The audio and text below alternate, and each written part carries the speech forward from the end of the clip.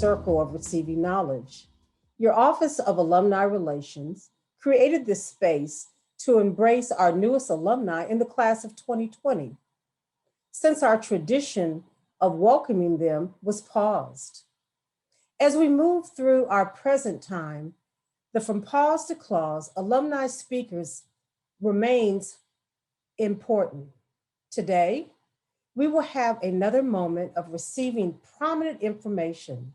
As always, the topics support and strengthen the understanding for our current students, recent alumni, our alumni who have worn the badge of honor for years, and our friends of Clark Atlanta University. We look forward to greeting you at each of our webinars. Likewise, we wish to thank the alumni panelists who have presented in the past and those presenting today. We did not seek you out, yet you came with the spirit of a mighty panther, which we are, sharing your expertise when the general call to participate went forth.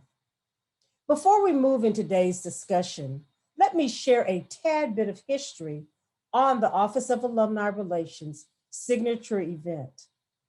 The Alumni Student Networking event was originally designed in 2008 when Kareem Taylor, class of 2010, in his sophomore year expressed that students should be engaged from alumni of our one exceptional university.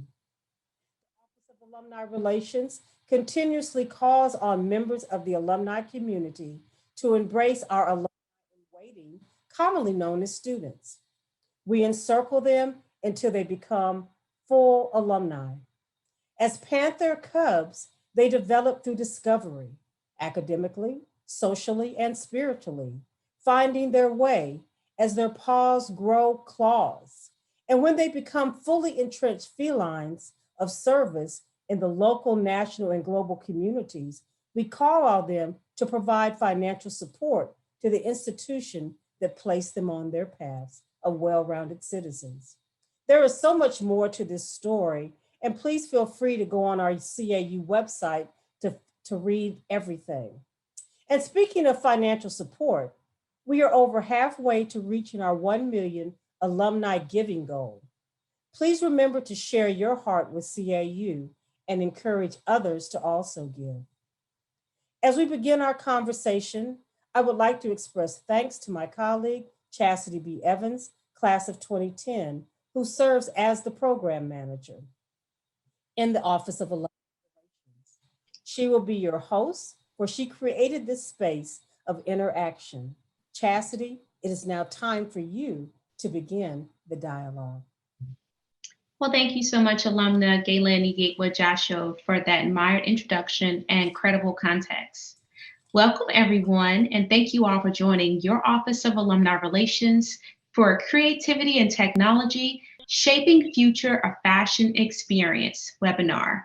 A phenomenal thank you to alumna Dr. Michelle Rose, Program Specialist for the Office of Online Learning and Continuing Education, for always being the technical commander behind all of OAR's webinars. Thank you. A look at the evolution of the fashion industry and where technology is taking it next, from AR, VR dressing rooms to temperature changing smart fabrics and beyond. From robots that sew and cut fabric to algorithms that predict style trends to VR mirrors and dressing rooms, technology is automating, personalizing, and speeding up every aspect of fashion. In this webinar, we will dive into the trends, reshaping how our clothes and accessories are designed, manufactured, distributed, and marketing. And we will also understand and learn the business aspect of the fashion industry. Just a little housekeeping before we get started. If you have any questions during the presentation, please type them into the Q&A box in your Zoom control panel, and I will bring them up during our Q&A section to discuss. Now, join me today for our very first panelist, alumna Agnes Godwin Hall. Alumna Godwin Hall is an HR professional at Macy's Incorporated. Her 25-year career has included roles in retail buying and planning, software consulting, learning and development, and now talent acquisition and employer brand marketing. She currently leads a team that drives the recruiting efforts and talent marketing strategy for Macy's stores, call centers, distribution centers, and corporate offices across the country. Throughout her career, she has been featured in several trade publications such as Children's Business, Footwear News, and Retail Technology. Alumna Godwin Hall and her husband, Darren C. Hall, live in Cincinnati, Ohio, with their daughter, Sarah. Their oldest daughter, Grace, is a junior at Spelman College. Thank you so much, Alumna Godwin Hall, for being here with us today and for always supporting your alma mater. And now we see the AUC as a whole. So how are you doing today? Good afternoon. I'm doing great. Thank you so much for having me. I'm so excited to be here. This was the highlight of my week, and I'm happy to be here with my fellow alumni and to celebrate all of the achievements of the fashion program at CAU. Whoop, whoop. Awesome, awesome. Well, we are so happy to have you as well and to welcome you back into awesome CAU. So we're going to go ahead and go on down to your first question for today. You ready? Absolutely. All right. So how much of a role does culture play in recruiting top tech talent? You know, culture is everything. It's more important than ever during this time. And when we think about, you know, tech talent at a fashion retailer like Macy's, you know, you're looking at people that may or may not even be familiar with fashion in some cases, be familiar with Macy's, but they're the ones that are really driving all of those different technologies you talked about, right? Which really, you know, support how the customer shops today and all of the different experiences that she has. So, you know, these, you know, top talent, they want to be challenged. They want the opportunity to work on really exciting projects. And so it's really important to focus on talent and the culture of the organization, what that means to them. And, you know, I would just encourage any of the, what is the term that we use for students? Is it Cubs? So you're not yet Panthers. So the Cubs, think about this. You know, you're interviewing companies as well as they're interviewing you. So when you're thinking about your career, make sure that you're asking questions about the culture, you know, so that you understand how you fit, how you will fit, if it will be a good fit, and it's a place that you can thrive. Interesting. I mean, and that's definitely some good nuggets to throw in there. You have to have a culture that is suitable for you because not every culture is meant to or will be open to, you know, changing or, you know, meshing with your style. So good point. Absolutely. Go And, you know, ahead. Macy's does really, I'll just say this really quickly, you know, value an inclusive culture, you know, where you have diverse experiences that you can bring to the table. And so you obviously want to be at a company where you are valued, where you feel heard, and that's all a part of the culture. So how does your background in fashion, merchandising, and marketing support your strategy for attracting top technology talent? Yeah, I love that I kind of got my beginnings in the business. You know, you talked about kind of my fashion merchandising experience and how I started in buying and planning. When you understand the business, then it's a lot easier to understand what type of talent you need to go after to drive the business that way. So, you know, while, you know, I know there may be a lot of creatives, probably students that are here, and it's great, celebrate that creativity, but also really understand the business that you're in, get that that knowledge, and CAU was a great place for me to really start that.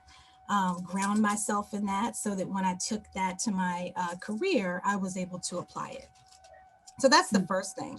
But the other thing is fashion and style are really rooted in technology. That's why we're here, right? To talk about how technology drives fashion and how fashion influences so much. So I just think that, the two really can go hand in hand.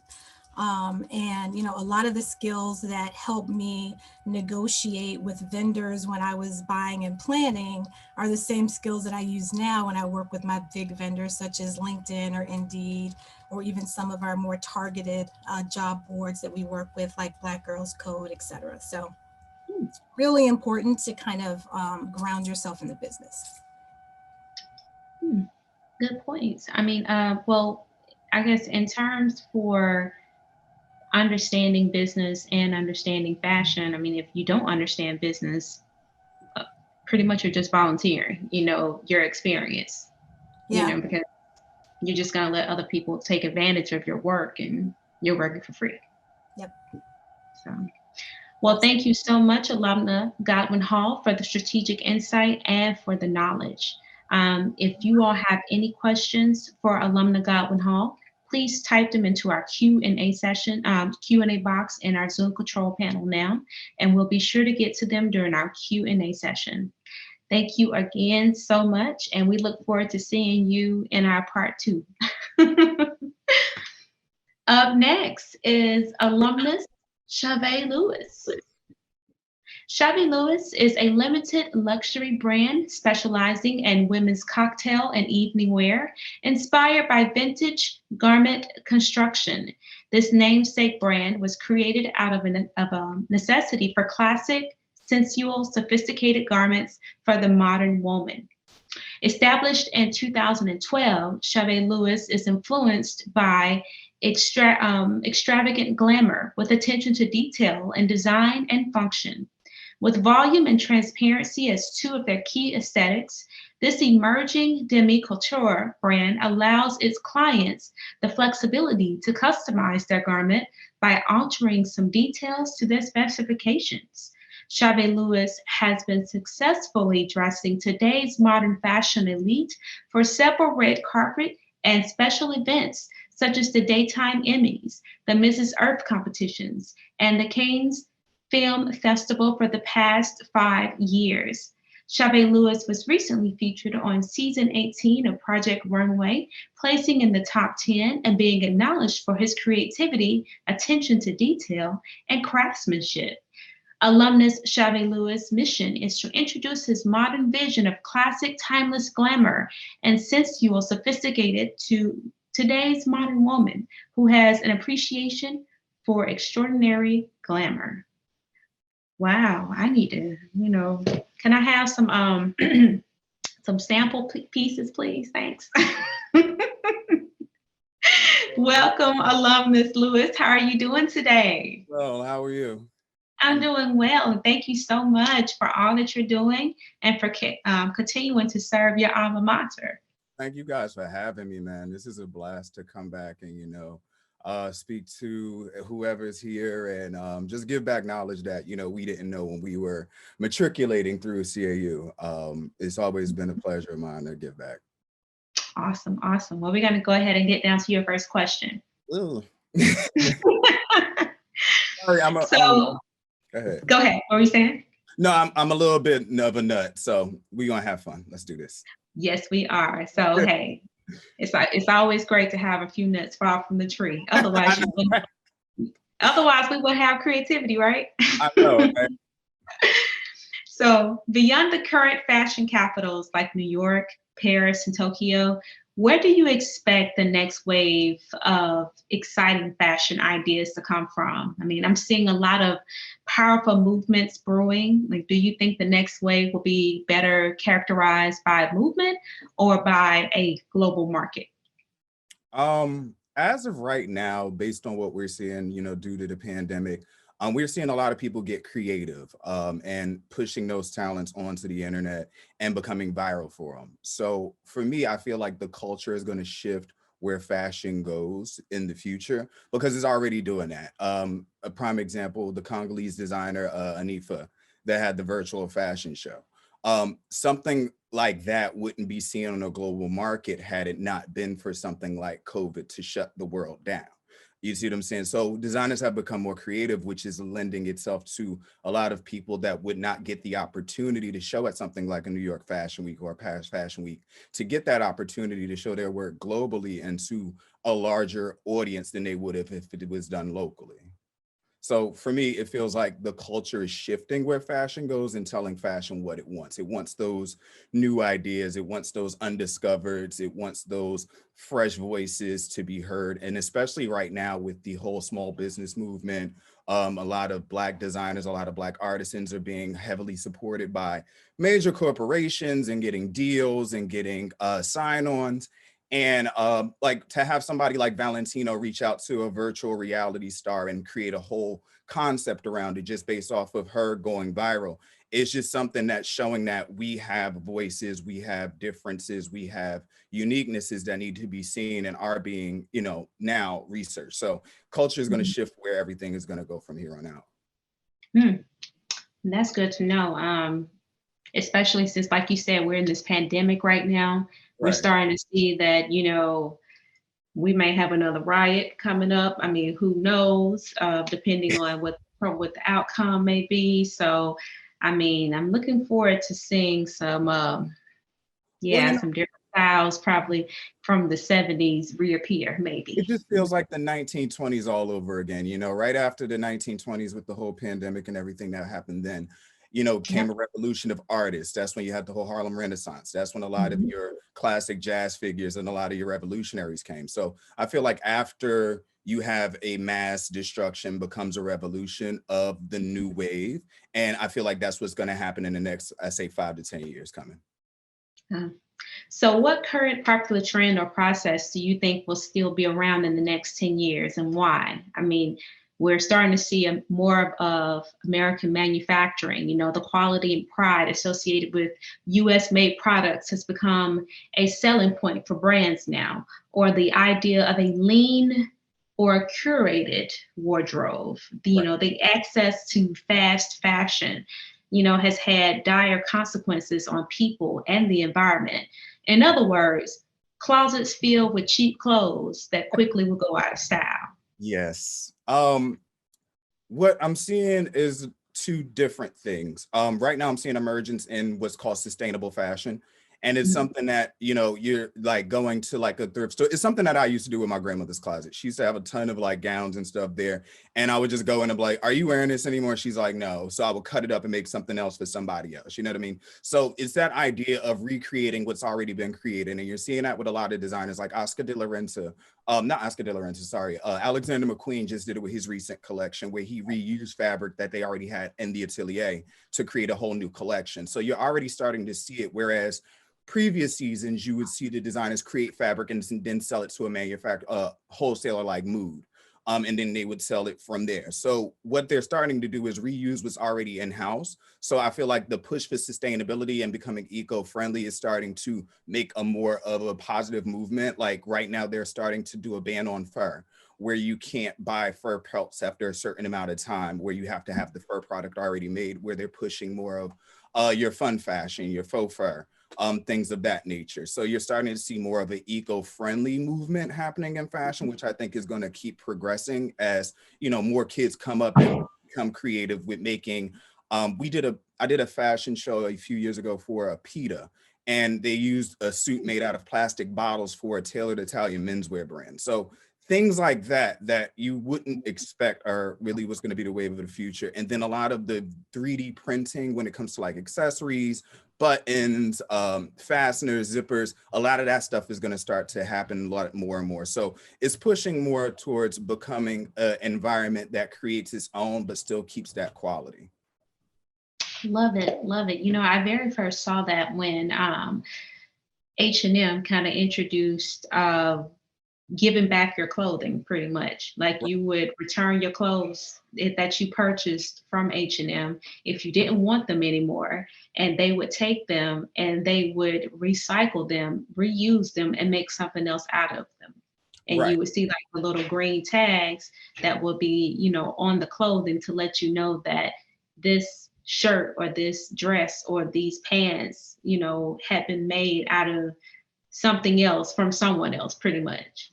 So I Right. thought that was super cool when I very first saw that. And like, I was in college then at the time, but you know, you're But it's starting to see something- more of that. What's funny is it's something that's been happening since like the 80s with the whole punk rock movement, you know, like the ring wall where you take the dress, you cut it up and you make another prom dress out of it, you know? Yeah. So it's something that's been happening. It's just like history repeats itself and you have the movement happening all over again, just on a higher level. Very accurate. Well, thank you so much, Alumnus Lewis, for the fundamental tips and the knowledge. Definitely going to look out for you more on the high scene, especially in terms of PETA, because I thoroughly support PETA, although I eat chicken, but it's okay. You know, we had conversations. I was like, okay, I'll get a mushroom leather bag as opposed to the other one if you just let me keep my chicken wings fry hard, please. Exactly. Exactly. So, you know, you got to make sacrifices somewhere. I'm like, if I'm giving up mint, like, you got to give me something. Exactly. I'm like, I promise I would utilize the entire animal. I promise people. I got you. Nothing is going to waste. Trust, believe. If you all have any questions for Alumnus Lewis, please type them into the Q&A box in your Zoom control panel, and we'll be sure to get to them during our Q&A session. Thank you again for everything, and we also look forward to seeing you in part 2 as well. All right, up next is Miss Alumna Bria Stinson. Stinson House founder and influential fashion visionary Bria Stinson creates cultural moments through her signature wardrobe styling and inventive costume design. From Beyonce's shimmering goddess gold parka to Zaylen's LED illuminated leather and suede jumpsuit, her work consistently turns heads, inspires conversations, and defines the zeitgeist at large. You've seen her pieces everywhere from major tours and music videos to red carpets and magazine covers. Channeling a spirit of innovation, she quietly ignites trends lauded by the likes of Vanity Fair, UK Sunday Times, and many more. For over 2 decades, Stinson has attracted an A-list clientele, including Jay-Z, Rita Ora, TLC, Usher, Rob Thomas of Matchbox 20, Kelly Rowland, LeBron James, Dwayne Wade, and Charles Barkley, to name a few, as well as brands such as T-Mobile, the Super Bowl, State Farm, and more. An unmatched work ethic and vision has driven her since childhood. Upon graduating from Clark Atlanta University with a business degree, she developed her aesthetic while learning from the likes of titans such as Patricia Field. She turned that foundation into her own of image consulting, design, and styling in 2014, an upcoming ready-to-wear collection, Stinson House. Numerous accolades paved the way for this emergence. As Overbrook Entertainment costume designer throughout 2010 and 2011, Bria architected iconic looks for Willow Smith, and Jaden Smith. Following a deep passion for costume design, she became a go-to for Justin Bieber in 2011, designing the looks for his platinum-certified holiday album, Under the Mistletoe, and the costumes for his explosive Believe tour. Bria remains responsible for a veritable costume renaissance. During 2015's Fashion Rocks, she notably recreated David Bowie's infamous British flag trench coat for Rita Ora. Among many influential moments, she also envisioned the look for the Target It Takes Two campaign, starring Lil Yachty, as well as making costume items for Prince, Trey Songz, Future, Missy Elliott, and countless other fashion icons. 2017 sees the formal introduction of Stinson House with the creation of a coveted collection available for mass consumption for the very first time. Throughout all these endeavors, one feeling ultimately fuels Bria. Every time I witness my designs go from sketch to stage, there's this unexplainable rush, she smiles. It's the most humbling and wonderful thing in the world. You go home, girl, because I know that whole entire bio just made me humble down. How are you doing today? I'm doing great. You really covered the 2 decades. Girl, I tried it all in one, throat dry, but it's cool. Oh, thank you so much. I appreciate No, it. thank So you. glad you all included me in this panel. Everybody's so talented, and I'm just so proud to be amongst them. Awesome, awesome. Well, thank you again for serving your alma mater, and we're going to go into for your first question. You ready? Sorry, I have. Well, they're just letting you know they're ready too. So, which organizations do you think are fostering the kind of thinking that would benefit the industry in the future? I see the front runners as influencers, celebrities, digital magazines, Kickstarters, and public and private institutions all over the world. What's your take on this process? I think that there's been just a huge injection of creativity and new opportunities as far as technology goes. And like one of the companies that I saw kind of just dive into that switch was a company called Swatch On that I would use for products. And you could basically order swatches online without having to buy large yardage. And what they did was they started doing 3D fabric. And what that does for a designer like me is that it cuts the production time in half, because you don't have to spend so much money and so much time with your product development by actually buying fabric. You can test out different fabrics and just see how they flow and see if they work before even purchasing them. And I think that that's going to do a lot for sustainability, but it's also going to do a lot in giving creatives like myself more time to have that work-life balance that we all need. Yes. So that's one company for sure. And then there's another, there's been another company called CAU, and they actually work hand in hand with Swatch On, and you can develop 3D renderings there. And what I've noticed is that I used to be a wardrobe stylist and a designer that would pride myself on still doing sketches, like old school sketches. But when I started to design full time, things were moving at such a fast pace. I needed something quicker. So the fact that I'm able to now, sketch on an iPad, and if somebody changes their mind from wanting a red look to a yellow look, it's just a matter of minutes where I can alter that color. And then 3D saves you a lot more time, because a lot of times you work with clients that are very visual, and a lot of times a sketch won't do it, or you putting together a mood board, they still don't totally grasp the concept until they can actually see themselves or something that looks like their likeness in the outfit that you're trying to design. So CAU, Swatch On, they're moving in the right direction, and I'm excited for them. They seem to be forerunners as far as that goes. Interesting. Definitely looking them up when we finish. Yeah, because that is definitely something to take back to our fashion industry, fashion department, to inform them on if they are not, already utilizing that. Yeah, absolutely.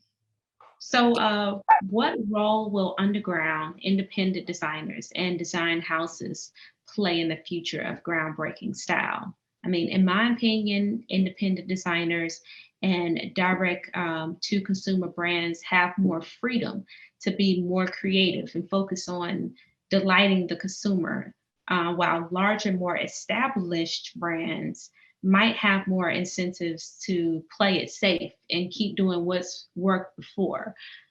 With that freedom comes innovation, and independent designers like yourself can be more creative in solving problems, for the Beyoncés and the LeBrons and the Hers of the world.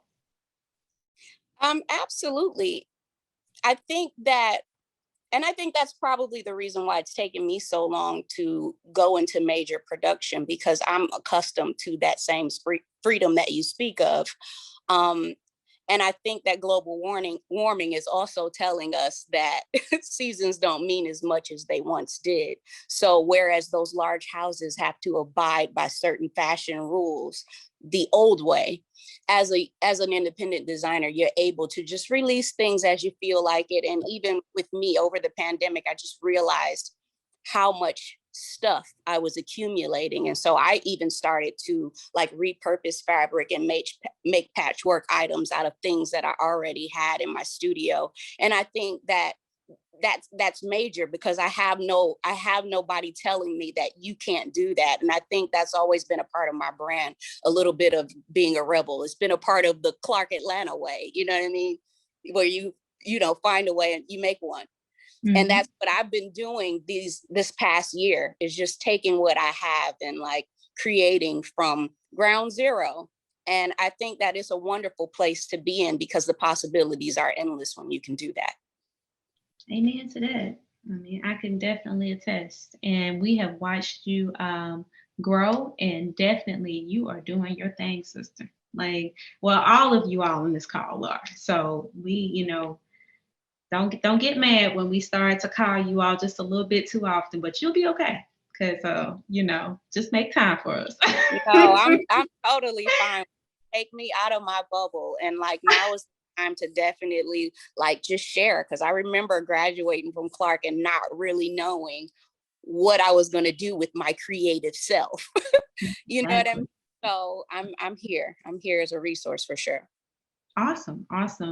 Well, thank you so much, Alumna Stinson, for your intellect and your determination to continue to push forward.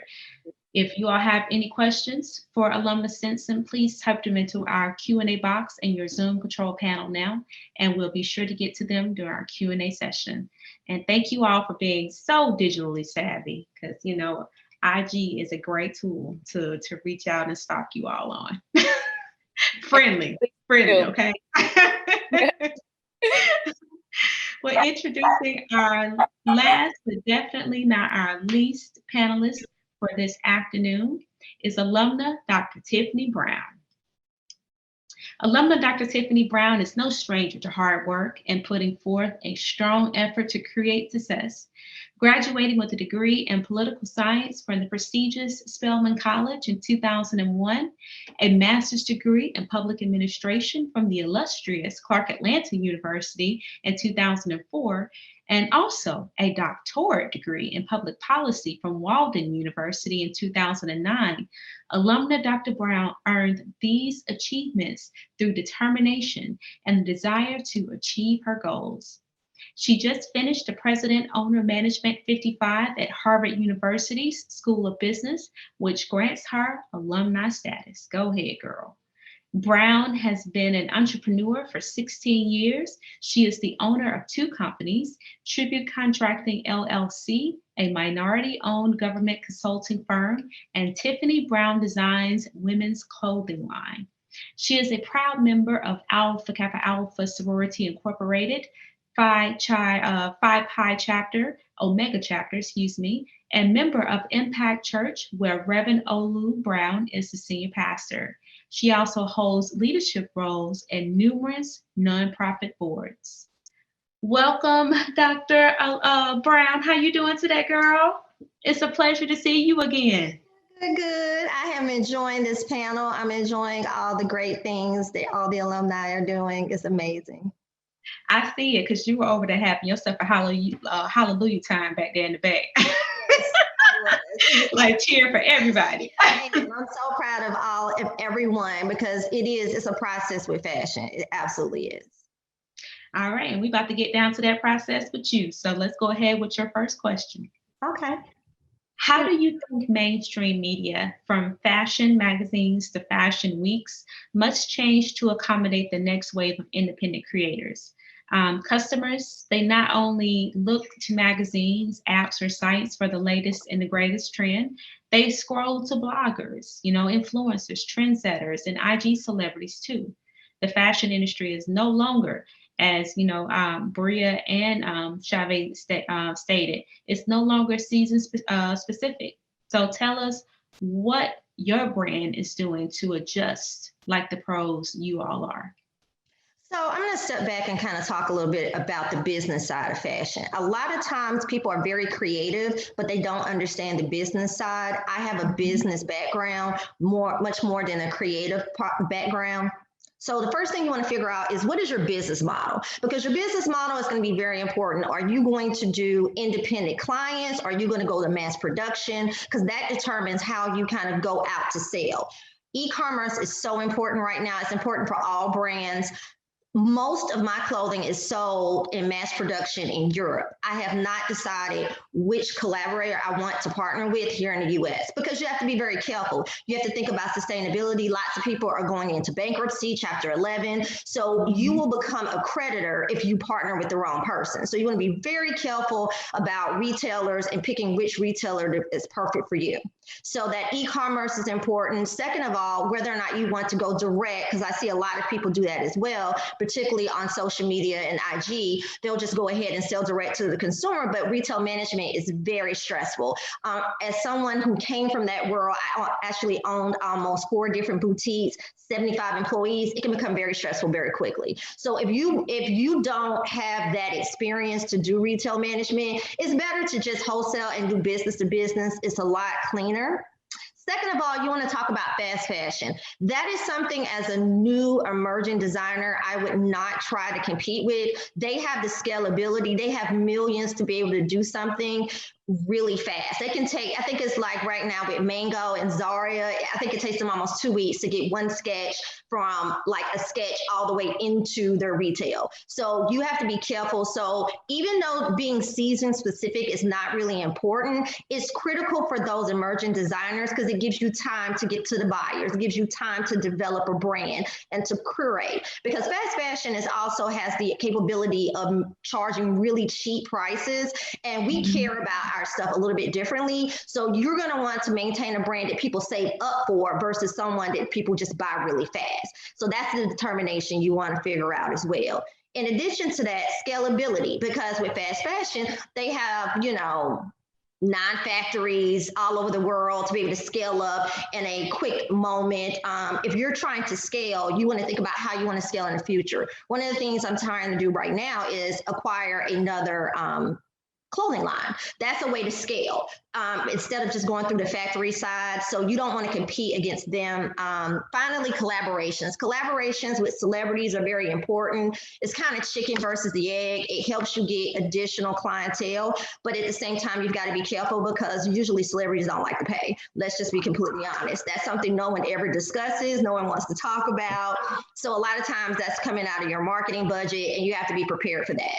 So if you're going to go with a collaboration, I would do something like someone that worked, I can't remember the designer name, that worked directly with Cardi B. They did an under makeover when she first was getting started. That's a great time to catch someone. So paying attention to people as they're coming in, that's really important. So one of the things that I have learned and what the brand is doing, we've done Fashion Week consistently. I think we started in 2008. So we've consistently done Fashion Week since probably 2015. That becomes important as well.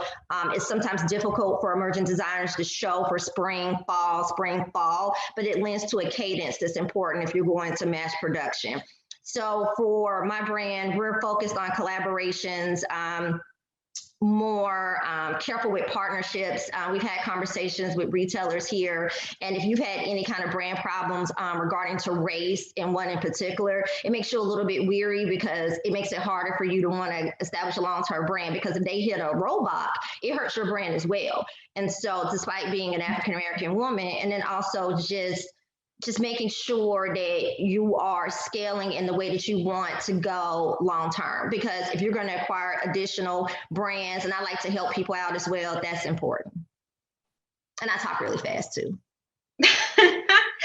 I mean, well, what you said is definitely a mouthful, but if you were listening, you got it. Because I mean, it's definitely all about scaling long term, and about ensuring that you have the right and maintain the right clients and stuff. So I've actually kind of seen what you were referring to when you were saying that celebrities don't like to pay, because they love to use the word in kind quite a little too often.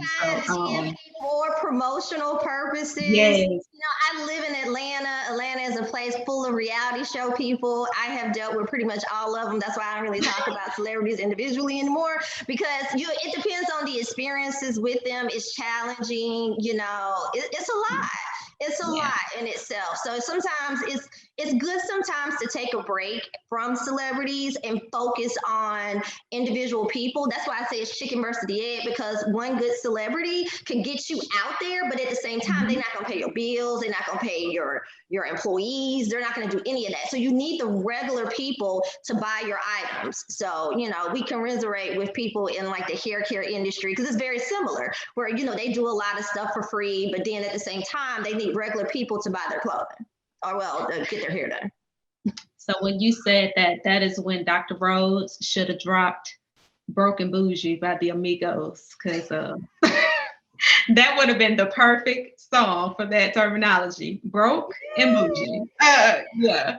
But you know, you're right though. Some people will definitely get you out there, but you will be living off of saltine crackers and water. But that's cool, you know, because at the beginning, sometimes I know we were talking earlier about styling is a great way to get started. It's a cheaper route. It gives you an opportunity to kind of figure out what you want to create on your own. What do you want to sketch? For me, I learned from my mother. My mother was a big sewer, even though she was a teacher. So that's something I always had going on behind the scenes. So being a stylist and kind of slowly curating your own brand is better than kind of jumping out there with the brand and then you learn all this stuff by default, because that's kind of how we learn, unfortunately. that's kind of what Agnes was talking about. But you know, some of the stuff, well, going into your next question, you kind of touched base on. So how can the fashion industry become more accessible and inclusive, like social media for direct engagement with customers and brands, like body positivity and loving yourself for who you are, cultural preferences, you know, like what Chave and Agnes were speaking about, and throwing the norms away. But what really defies a fashion norm? Because like you, I mean, like all of you all have kind of touched base on, fashion repeats itself so consistently in different ways in different times. Is there even a such thing as a norm? It is a norm. I think the norm is to be yourself. More times, more than any other time in this time of the year or this era that we're living in, is that you can be yourself. So you need to be comfortable being yourself, establishing your brand, figuring out what that is for yourself, not allowing someone else to kind of determine what you are, because that happens a lot as well. You know, getting used to the feedback and the criticism, because sometimes somebody might like your first line that you show big, they might like it, somebody else might hate it, you flip it, other people don't like it, and being okay with the evolution. Take the journey. The journey will give you a strong sense of self. You've got to have it in fashion. You can't be under, you know, really thin-skinned. Like, you have to be okay with it. Being consistent, showing on a regular basis is really hard, because sometimes you're not feeling your most creative self. And it's really hard. Like, usually when I come back from Paris, that is when I usually sketch the next season, when I'm on that 6-hour flight, because I can't be distracted by my phone or anything like that. And I am old school as well. I got a paper and pen with everything. So, you know, you just want to sketch then, so then you have an idea. I like monochromatic looks. I've been exploring prints. That is something different as well, because when you like monochromatic looks, you have to think about, what are you feeling? Like, what are you feeling for this year, for this particular season? The other thing is just being open to plus sizes. I'm a big person for that. Most of my sizes go probably all the way to like a 26. That's important as well, making sure you can frame it so every person looks great regardless of size, because of body positivity. Everybody has something that they want to be able to see. They want to look good and want to look beautiful, and you want to make sure you do that, as well as just opening up to all different ranges. Trans, I love trans models. They're great in Paris. And so having that option to give people those different things, there's a place for everyone. So just being comfortable in knowing that if you figure out what your identity is as a designer, what is your brand, and then sticking to it and being consistent, everything will come. And always remember, this is a marathon and not a sprint. I started this in 2008. I think I officially did New York Fashion Week last year, 2021. That is a long time. And it usually takes about 10 years to really get to fish. Now you do the off-brand stuff here and there, but for you to be official, you know, the stress from it, it takes time. So you've got to be consistent. Don't skip a season because that just sets you back. Some people are faster. You know, I've seen other people, if you're lucky, you get the visibility, but to stay consistent is the most thing. That's the most important thing, and be yourself. Don't try to do something that someone else is doing. Because it's not necessarily is it gonna play out like that other person is doing.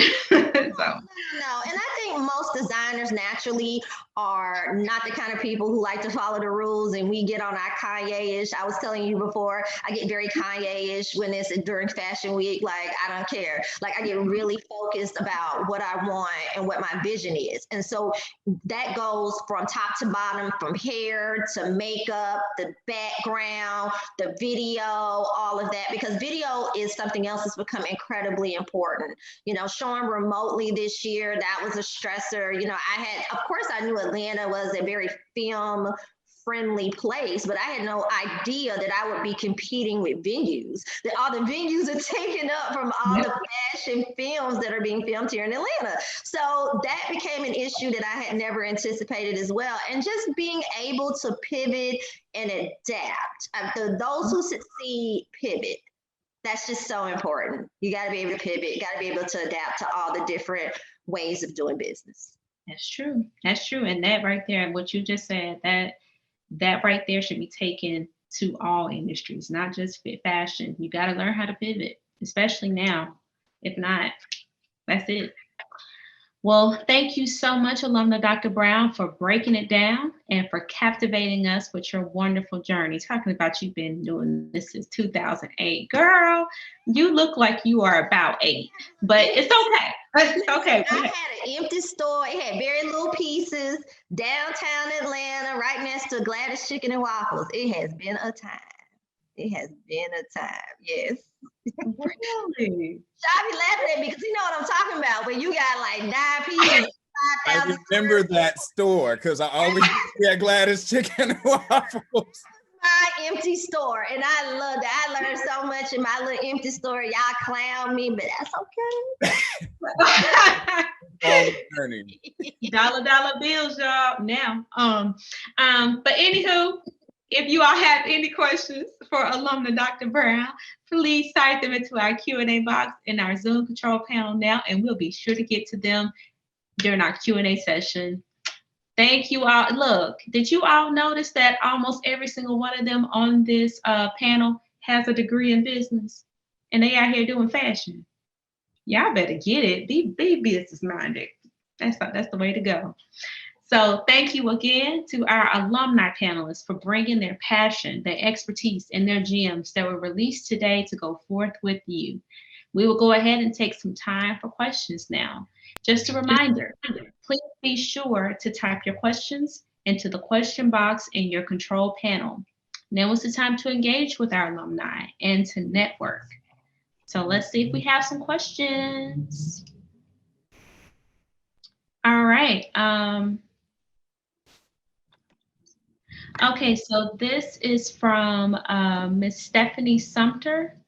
She said, this is for Bria Stinson.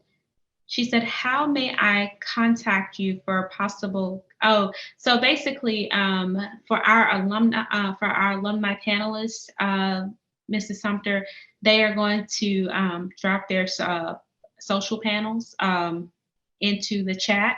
So that'll be how you can reach out to them. So if you all would like to do that at this time, please drop either your IG handles or LinkedIn's into the chat, because we have people that are looking and desiring to reach out to you. Let's see. Oh, this is Professor Sumter. So Professor Cynthia Sumter. All right, go to the next question. All right. This is from Miss Monique Johnson, a recent graduate. She said, good afternoon, all. I hope everyone is doing well. I have a question for you all. Where was your beginning in the fashion industry, and when did you feel a shift in your career? When you noticed the shift, What were you doing differently, if anything was different? And this is a pop-up question to anyone that would like to answer it, or if all of you all would like to answer it. Anyone can go. I can answer. I can start it off. For me, I've always had like 2 full-time jobs. I always was doing my other business as well as fashion.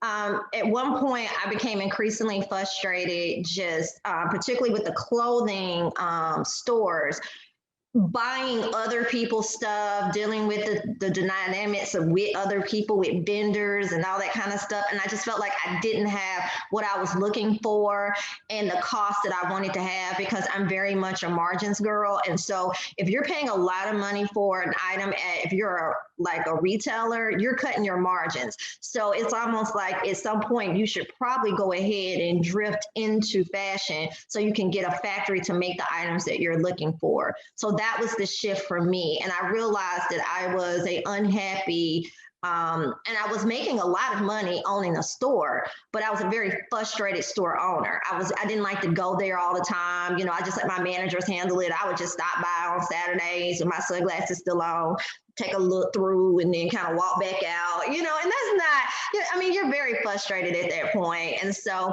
I made the decision that I wanted to close all the stores and focus exclusively to business. And at that time, it was difficult because, you know, Atlanta's a perception place. So, you know, when you close the stores, they're like, ooh, what's happening with her? No, I actually made more money doing it that way than having the overhead of all these employees that also did not like to come to work. I learned a lot about mall management. Like, I didn't realize that if someone doesn't come to work or they come to work late, you get fined when you're in a mall per 30 minutes. And so I was getting like, I was making a lot of money, but I had to pay so much over for fines because my employees are not going to tell me that they opened up late and all this. This was pre-ring and cameras and all that. So doing a shift in that point and being really honest with myself. I think I was probably around 33 at the time. And I was just like, I can't, it seemed like a cycle that I couldn't get out of. And so I was like, I'm going to have to do something drastic to make myself happy. So unfortunately, sometimes in the fashion world, you're going to have to make decisions that are going to make you happy, but make a lot of other people unhappy. But it's really, you only have one life to live. So you really need to just focus about what you want to do long term. I could just jump in really quickly, and especially I can relate to my fellow alumni, Tiffany, around retail. I didn't mention it earlier. I also owned a children's luxury shoe store in Atlanta, had 2 locations for a few years. Same thing. It was one of the things I always wanted to do. So that's the one thing I guess I'll start with, is that if there's something you always wanted to do, try it. Because you never want to have the regret to say, I wish I would have done it. So try it early, fail, and do it again, or do it differently, or do it better. Don't be afraid to fail. Don't be afraid, to put yourself out there and do something that that you want to do. So back to, had the store and really thought that was going to be my dream, and found out, I guess about 1.5 years in, that it was not. So very similar to you, Tiffany, kind of like, oh my God, now I have 2 stores to manage. I've got to get to them. I've got to do this. That's not the part that I enjoyed. I enjoyed interacting with customers, but I didn't enjoy the leading of the team. And that's the other thing I just want to hit on that's really important. If you're growing a business and you have a team of people, you've got to learn to be an inspirational leader and how to get people behind your vision to execute your strategy, because otherwise you're just creating a job for yourself as an entrepreneur versus creating a company. So just hear that. That's something I wish I would have heard and known early on in my career. But I think, where I always feel the shift is, and when I know I'm learning and growing, is when I start to get a little bit of an itch and not really be in the place that I want to be, but kind of thinking about other things. And so again, one of the practices that I try to do is test and learn. And I call that something that, you're still doing what you're doing, but you're just kind of got your toe in the water over here on something else to see if you like it. And if you do, great, then that kind of helps you decide where to go. And if you don't, you'd still dipped your toe in and found out, but you didn't really do a lot of risk. So just those are the kind of things that I think helped me as I, went from different areas in my career. But just like I said, don't be afraid to fail. Definitely go after your dream and test and learn. So do you all sense that the fashion industry now is becoming a more dominant place now for, trans models, or do you sense that it is still a white woman's world with a white man's mindset? I'll speak on that because I've experienced several opportunities to work with several trans models. Just recently, I'm waiting for the actual photos to come back in, but we just recently shot with the first actual trans model. Her name is Tracy Africa, or Tracy Norman. She was a trans model back in the 70s for Revlon, L'Oreal, and she's personal friends with one of my mentors. So that's how I got connected with her. And because of shows like Pose and several other things, a lot of trans models are starting to get the visibility that they deserve. But the thing is, they've always been in the industry, whether it's been known or not known. There's another model by the name of Giselle Extravaganza. She's walked for several companies. She's walked in Europe. And this is all before the whole trans movement started to happen and the whole inclusion movement started to happen. So what we're starting to see in the modeling industry is not just a shift in trans models, but a shift in all different types of models, right? So now you're having disabled models, like you're having models in wheelchairs, you have models on crutches, you have everybody is being pushed to be visible. Agencies are starting to have different categories, so to speak. For like your regular models, then they have your influencer models, then you have just like your pretty girls, so everybody has a voice that's coming into the industry. So and then a lot of the brands are starting to be headed by trans people or people that are of a minority descent. So you're starting to see that the designers are starting to design for who they want to see, and it's all just based on who you want to be in your clothes. Because I remember back when we were at Clark, the trans models used to be in the show then. Juan, his name is now London Allure. He used to walk all the time in the shows, and now he's an icon in the ballroom community. He's been on Pose, he's been on several things. So now they're starting to get that limelight, whereas before they used to be in the background teaching the girls how to walk with like your Willie Ninjas and a lot of the ballroom community. So you're starting to see that instead of being the ones setting instead of being the ones behind the scenes, they're now being the ones on the forefront. Absolutely, I have to agree. It doesn't matter where I am in the world, and I'm casting based upon how you look in my clothing. I am not paying attention if you're trans. Most of the time, I can't even tell anyway. So Exactly.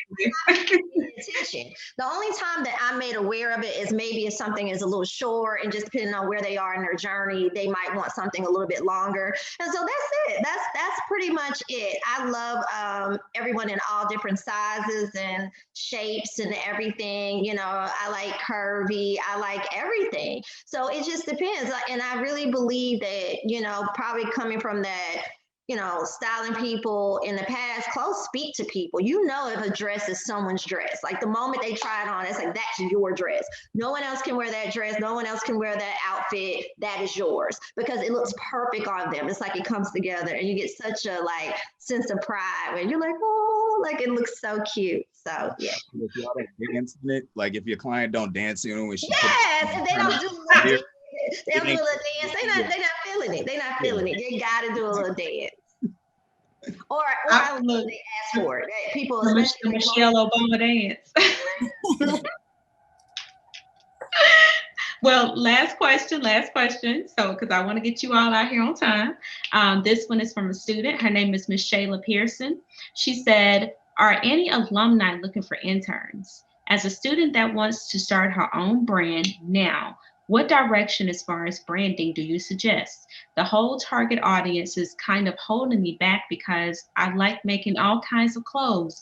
I just want people to be a part of my journey as a student/designer. Always looking for interns. I have one right now. I've had a relationship with CAU in the fashion department for a number of years, and not just from, you just coming to intern, but also you getting academic credit and also giving you a position title, because position title becomes very important if you're unsure if you want, like, where you want to go in fashion. So if you want to work for a Macy's or something like that, being a digital coordinator is different than saying you were an intern for a year. That takes you up the chain much faster. So I'm very consciously aware of that. So email me directly or go through the fashion department. I'm always looking for interns. I personally interview you. I want to make sure you're a good fit, but yes. I would say, just based on, to touch on what she asked about when it came to, people getting to know her and her journey. I'm going to tell you what I was just recently told by one of my mentors for like 20 years. Become known for something, right? Because I was trained more or less as a seamstress. My grandmother was a seamstress in the neighborhood. I had a family full of seamstresses. So I always say I can make anything from stripper clothes to choir robes, because if we have to do, you know what I mean? And that's just the industry, honestly. When you jump into it, like I just worked on some costumes for the show Legendary season 1. And my first job was making gloves. And I'm like, I pay people to make gloves for me, so I don't really do gloves. But they had to be done in a half an hour before, practice. And I'm like, all right, cool. So we made gloves and they worked, so you never know what your opportunity to shine is going to be, because that just got me a whole nother situation going. So you always want to be known for something, but be flexible to learn about different things, especially in the fashion industry. Trends come and go. So you don't never want to be stuck in just, oh, I make this one thing. Because like, I'm a cocktail evening wear designer. I do red carpets. It hasn't been any really award shows in the past couple months, and then if they're going to the larger fashion houses because they know they can facilitate them. So, we have to pivot. So what else can you do? So become known for something, but also be flexible enough to allow yourself to take that journey to become a designer and become a creative, because you never know what will pour out of you just based on influence. Yes. Yes. Did That's anyone else want to take a stab at it? Bria, Yeah, you've been quiet. No, that's very true. I would say, like she said, test and learn, just kind of take advantage of opportunities before you. I'm looking for interns in the 3D realm. If anybody's out there interested in that, but I'm open to being a mentor of sorts. I feel like I just have a wealth of knowledge because I did kind of dip my toe in several areas of fashion. I started off my career while I was actually in college, and I had a little shop in Little 5 Points. And I quickly realized that it sounded good. It helped me to get my Houstons and it helped me to buy books. But I didn't want to be stationary. I just realized, with fashion, I wanted to be in it. I wanted to see it. So I realized right away that having a retail space wasn't necessarily going to be the thing for me. But I had a fashion merchandising class. I had another business class where we had to start a business. And that's when I started doing my logo t-shirts. I sold them on campus during Market Friday and Thrifting Thursdays. So I was able to, have cash as a student, and it was powerful. But it also let me know that I loved engaging with the people. I was also able to see firsthand what they were into and what they weren't, and participating in those Clark Atlanta fashion shows and those Spelman and Morehouse fashion shows.